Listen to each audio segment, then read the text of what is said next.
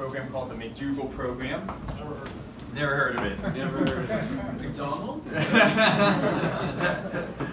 exact opposite. Yeah, so the McDougall program, we run 10-day, Jeff, there's a sheet back there too. Oh, okay. We run 10-day residential programs right down the street out of the Flamingo Conference Resort and Spa. We literally just finished a 10-day program this past Sunday, and we have 44 patients from all around the U.S., a few international people, one as far as Australia. And they come with a wide variety of conditions: cancer, diabetes, autoimmune disease, multiple sclerosis, the whole range.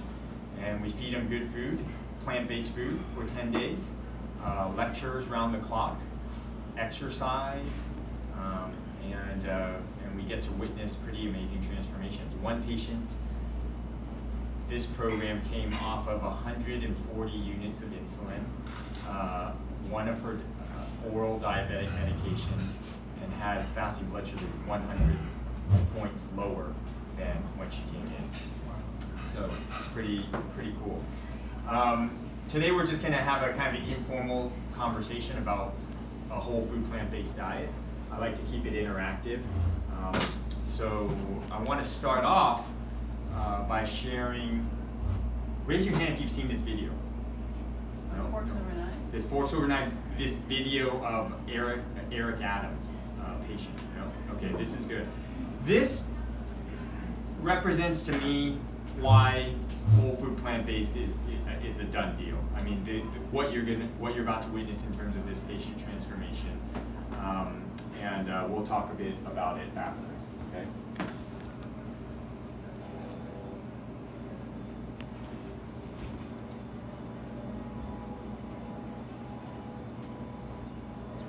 I am Brooklyn Borough President Eric Adams, and I'm really joined by the true heroes and sheroes. I went to the doctor's an issue. He stated, Eric, your diabetes at a dangerous level. We gotta put you on insulin right away. I had nerve damage in my hands and feet. I lost a lot of my feeling on my right thigh from nerve damage. And during that same time, I was losing sight in my left eye, and the right eye was going out also. And so little did I know that all of those symptoms were indicators that the diabetes had reached a very dangerous level. I don't think anything is more frightening than waking up and you could no longer see the alarm clock.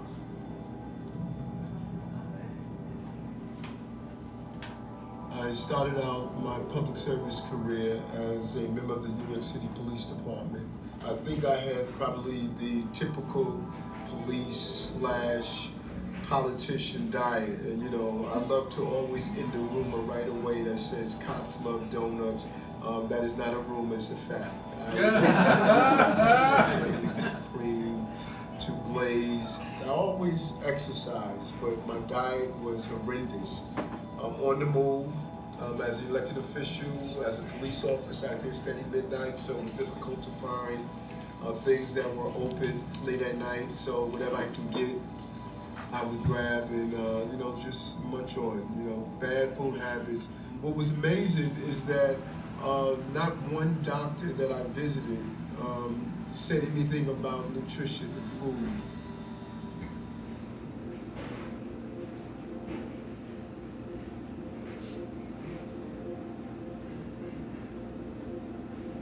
Forks Over Knives plan was just so helpful when I read the entire book, and I needed that plan. Cleaning out my cupboards, what to remove, looking at the list of things that you can eat, understanding the power of foods and what they do, and all of that information just made me so smart.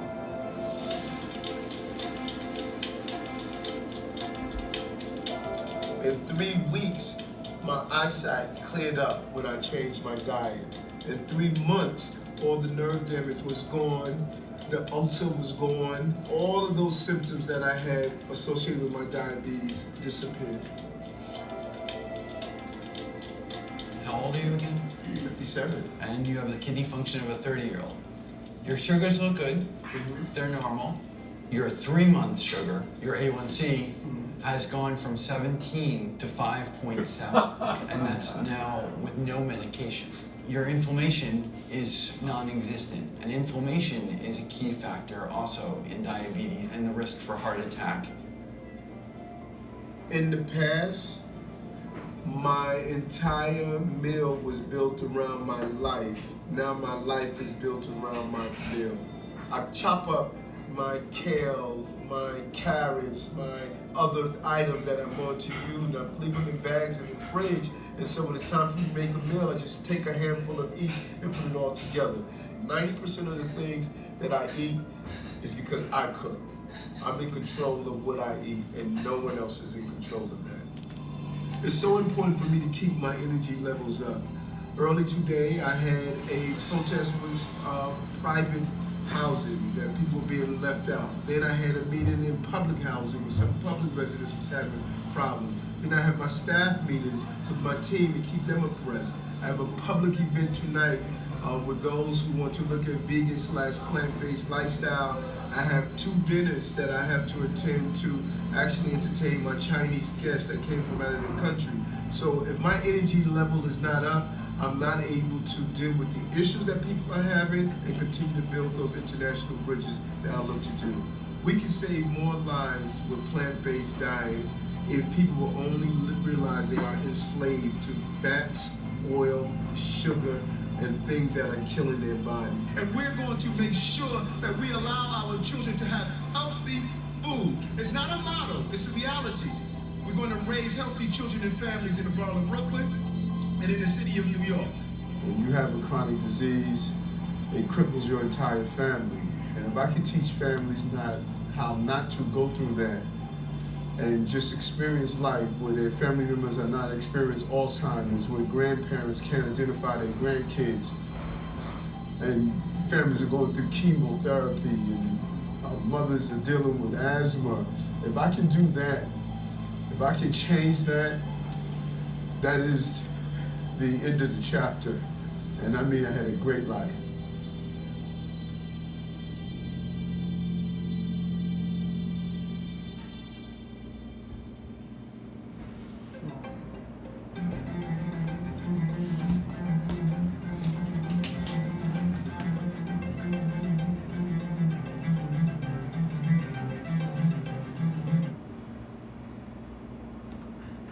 Thoughts? Awesome. Awesome. 17% A1C. So A1C, for those of you who aren't familiar, is a measure of your glucose levels for the last 2 to 3 months. And it's one of the ways in which we diagnose diabetes. Anyone know what the threshold is for diabetes? 6.5%. Okay, 6.5%. So, for example, I work at Kaiser as well. So I teach the plant-based support group at Kaiser. I work in their medical weight management program. What we consider an A1C greater than 9% to be uncontrolled diabetes, right? So 17 is kind of off the charts, like maybe we should send you to the emergency room, kind of sugar level. And then in 3 months, he got down to 5.7, which is no longer diabetic. And we're sick as a nation. 7 out of 10 Americans are overweight or obese. It's up from 2/3 a few years ago, so it's just getting worse. And 1 out of every 9 U.S. adults has diabetes. 50% of the entire U.S. has pre-diabetes or diabetes. So we're basically in the midst of an epidemic, and this short vignette really kind of lays out the simple solution.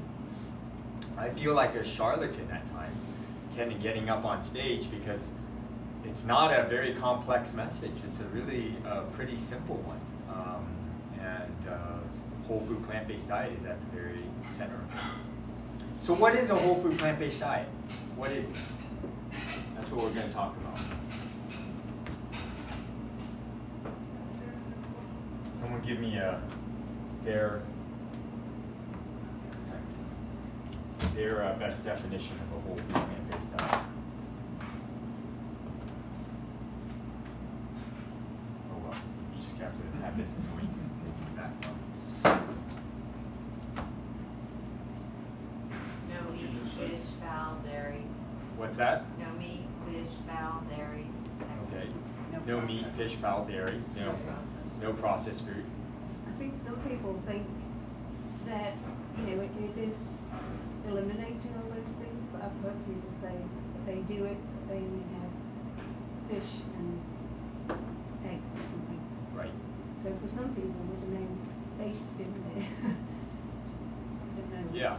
That's a huge debate, is like the degree, so we're gonna get into that. Anyone else? Thoughts on?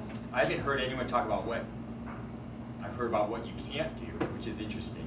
A lot of people jump there, right? But that, just keep in mind, that's vegan, right? Vegan is no animal products, right? It's kind of, vegan is more defined by what you, in a way, what you exclude. Whole food plant-based, I would really say the focus is on what you include. That's one point I want to make. Yeah. Combination of greens, beans, fruits and vegetables, all those natural products that are sustaining to your body. Right. Yeah. So if I put it all together, I heard someone say, I heard you say, unprocessed and excluding sort of meat products, and then you talked about what to include. A whole food plant-based diet is basically, in my opinion, a diet that is predominantly composed of fruits, vegetables, legumes, and whole grains that are minimally processed. Right? Predominantly based on those 4 food groups. And my favorite 7 words that describe this are from Michael Pollan. He's a food writer, an author, and journalist. And there's 7 words to kind of memorize. His first 2, eat food. So that's speaking to the processed part, right? Eat food that is real food, that is minimally processed in as natural a state as possible.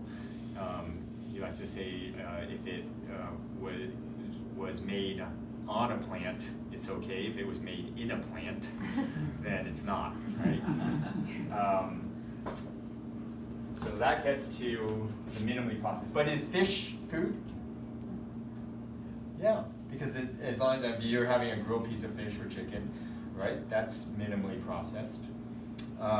Is potato food? Yeah. Are Go-Gurts food? No. Are Cheetos food? No. So food-like substances. Food. And then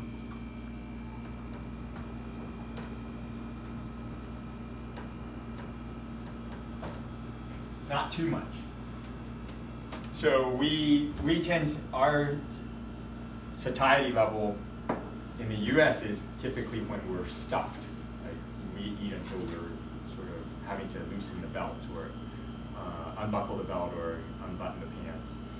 And from the blue zones, areas around the world that have a high population, high number of people living past the age of 100, we've learned that most of them eat until they're like 80% full.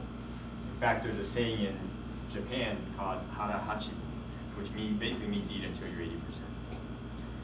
And that difference between 80% to 100%, that's a couple hundred calories when you multiply that over the course of the day.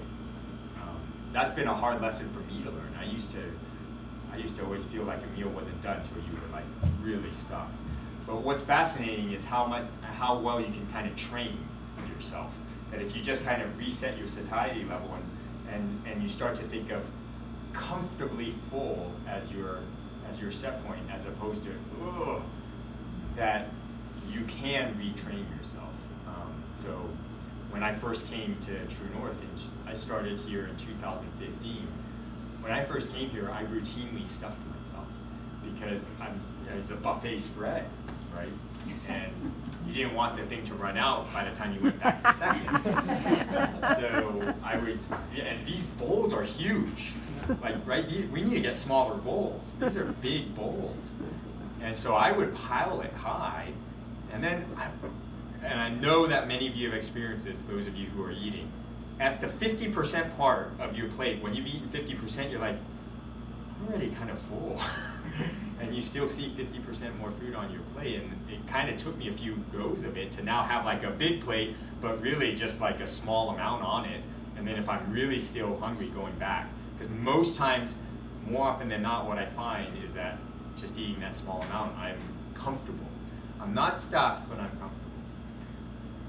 The best way I can think of to train yourself to start to do this is to literally just rate on a scale of 1 to 10 how full you are at the end of each meal. Because then what you're starting to do is give yourself some biofeedback and like, oh, you know, wow, I really overate on this cruise buffet. This is what a 10 out of 10 fullness feels like. And then make it a goal to kind of calibrate to where at the end of each meal you're an 8 out of 10, basically. Yes, sir. Could you repeat the Japanese phrase again for 80% full? Yeah.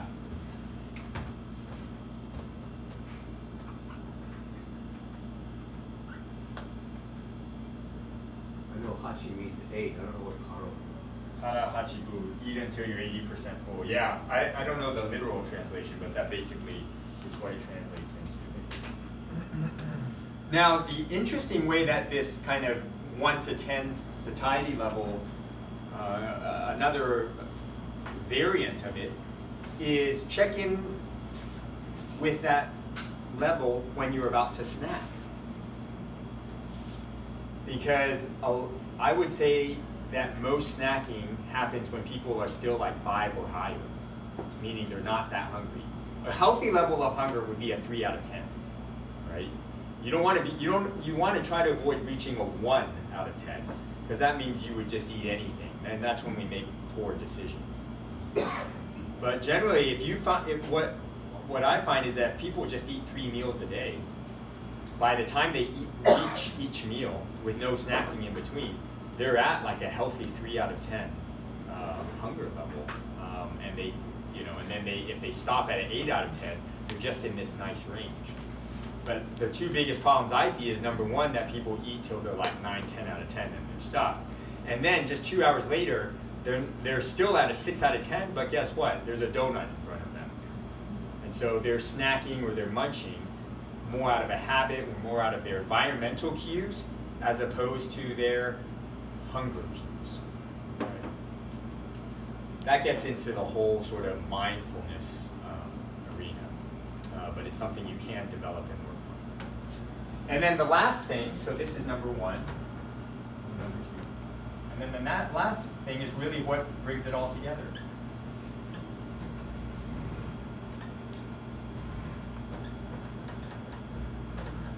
Mostly things. Mostly things.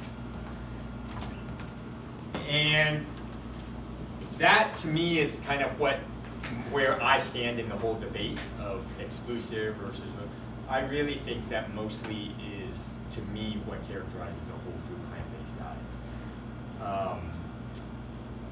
This is not, I have all the respect in the world for people who are vegan and have gone 100%, but that is not what this is about, right?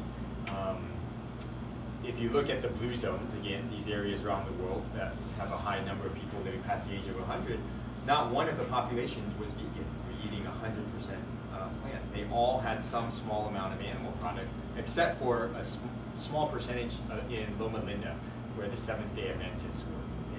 There was about 3 or 4% that were vegans. Yeah, but most of them ate some amount of animal products. And so I never want a patient to feel like if they've moved and they're 80–90% of their food is coming from fruits, vegetables, legumes, and grains, that they've somehow failed. Because if you look at where the current standard American diet is, 90% processed food and animal food. 90%.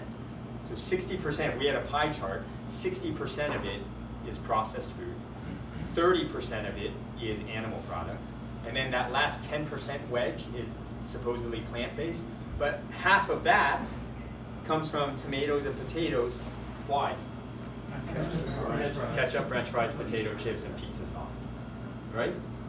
So we're talking about 5% of our American diet that actually comes from real healthy fruits, vegetables, legumes, and grains. So if I get that person eating the majority of their calories coming from plants, I'm ecstatic. And that's why I don't focus on the exclusivity portion in general. There's certain patients where I'm gonna push for more, you know, like harder, more hardcore. So my patients with a history of a heart attack, or my patients who are stuck in the pleasure trap, where a little bit will lead to a lot, okay? You know, so I have carve-outs, but kind of as a general thing, when we're talking about a whole food plant-based diet, to me it's not an exclusively, it's not 100% exclusive. There are many people who are 100% whole food plant-based, but that does not mean that if you're not, that you're not eating a whole food plant-based diet. And it's a subtle point, but it's a very important one, I think, because I think perfection can be the enemy of good.